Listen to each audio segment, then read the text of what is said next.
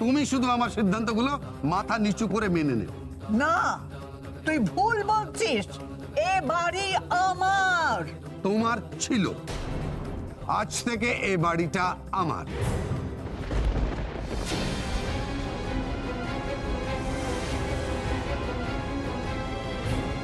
শুধু মুখের কথা নয়, কাগজে কলমে এ বাড়িটা আমার। এই বাড়িটা এখন অমলা ব্যানার্জি নয়,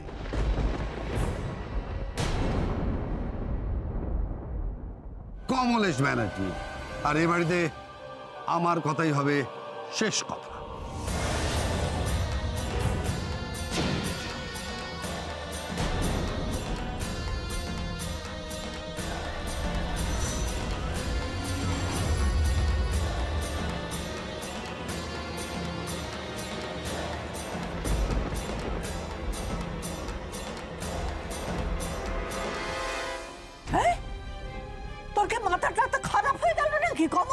কেন মা? উকিল বাবু আমাকে বাড়ির যে ডকুমেন্টস গুলো দিয়েছেন তাতে পরিষ্কার করে লেখা আছে যে বাড়িটা তুমি আমার নামে লিখে দিয়েছো।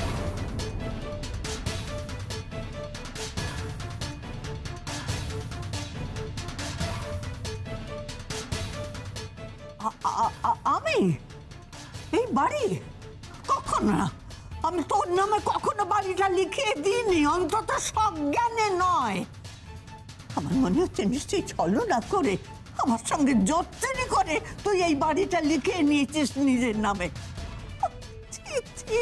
কমল, আমি ভাবতেও পারছি না যে এই বয়সে আমার নিজের সন্তানের কাছে এইভাবে আমাকে ঠকে যেতে হবে। আচ্ছা, এতে এত চিৎকার করার কি আছে মা? আমি বুঝতে পারছি না। আচ্ছা, আমি তো তোমার একমাত্র সন্তান, ভবিষ্যৎ উত্তরাধিকারী হিসাবে এই বাড়ির মালিক তো একমাত্র আমি। তাই আগে থাকতে সবকিছু গুছিয়ে গাছিয়ে নেওয়ার মধ্যে আমি তো কোনো অন্যায় দেখি না মা। তার মানে তোমার কথা অনুযায়ী তুমি মাকে কিছু না জানিয়ে বাড়ির দলিল নিজের নামে ট্রান্সফার করেছো? এটা তো সহজ কথায় চুরি বলে। তুমি চুরি করেছো। ডোন্ট ক্রস ইওর লিমিট মাধবী।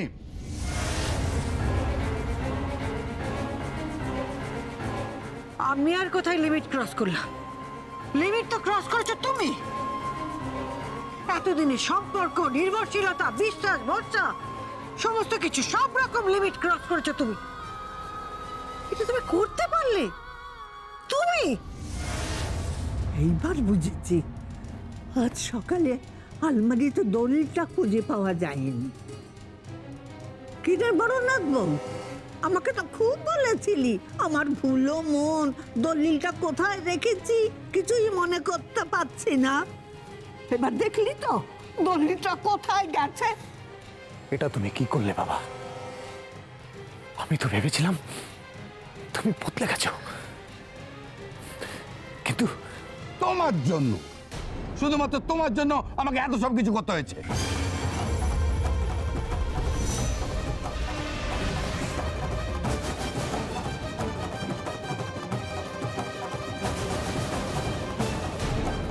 5 লাখ টাকার মর্ম তো বুঝলে না। এই 5,000 টাকা নিয়ে আবার নতুন করে জীবন চলা শুরু করো, তাহলে বুঝবে কত ধানে কত চাল। সত্যি দিয়া, এখানে দাঁড়িয়ে এভাবে মাথা নিচু করে আর কত অপমান তুমি সহ্য করবে? চলো আমরা দুজনে এখান থেকে চলে যাই। চলো মানে? তুমি আবার কোথায় যাবে? দিয়া, আমি তোমার সঙ্গে যাব।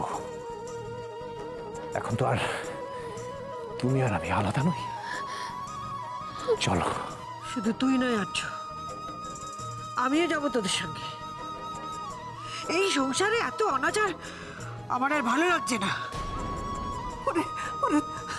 আমাকে এই বুড়ো বয়সে ভাগারে ফেলে যাসনি বাবা, আমি তোদের সঙ্গে যাব। ঠাম্মি ঠাম্মি, শুধু তুমি কেন গো, আমরা সবাই চলে যাব। আমরা কেউই বাড়িতে থাকবো না। বজরংবলী আন্টি, ও বজরংবলী আন্টি, আমরাও তোমার সাথে যাব।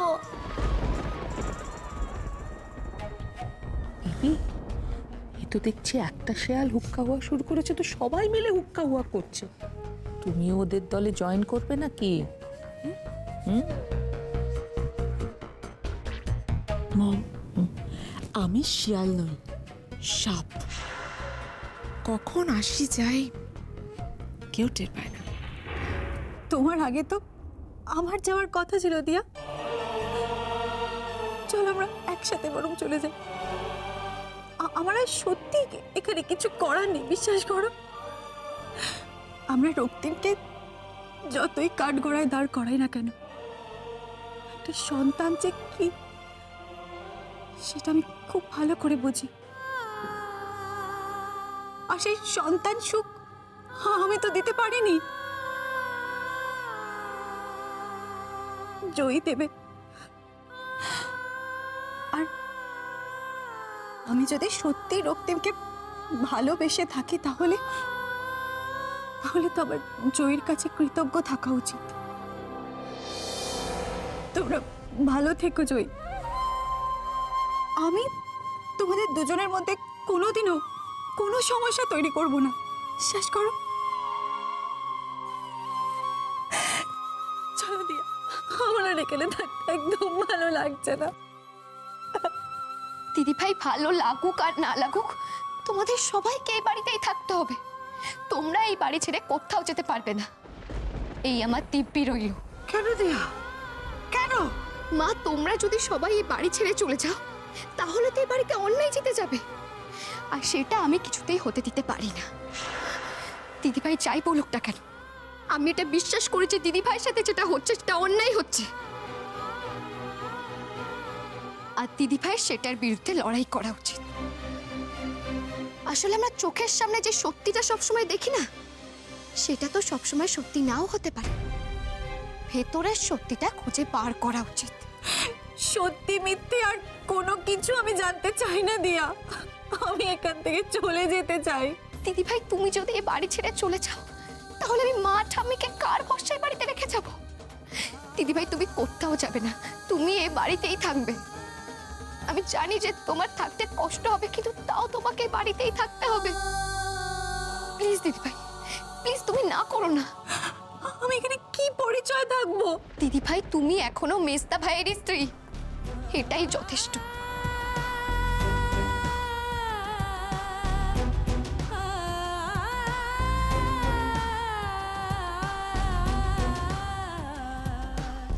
আর আমি এও জানি, তুমি চাইলে তোমার নিজের পরিচয়টা তুমি নিজেই তৈরি করে নিতে পারবে।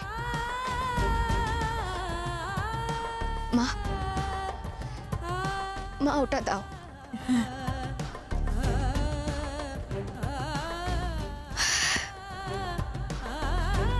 বাবা, জন্মদিনে আপনাকে উপহার হিসেবে দেব বলে এই ঘড়িটা কিনেছিলাম, কিন্তু বুঝতে পারিনি সময় এত তাড়াতাড়ি চেঞ্জ হয়ে যাবে। এই নিন।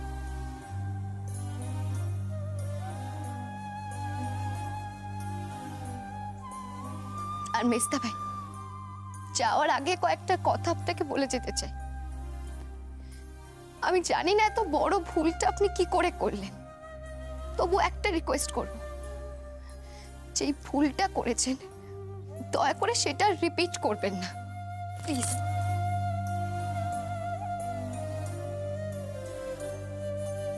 চলো। জাস্ট বাবা, জাস্ট আমাদের ছেড়ে যাস না বাবা।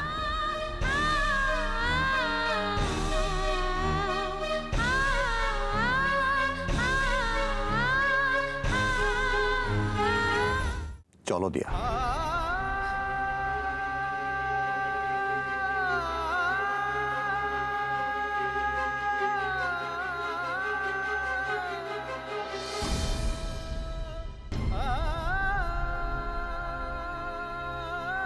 এসো দিয়া।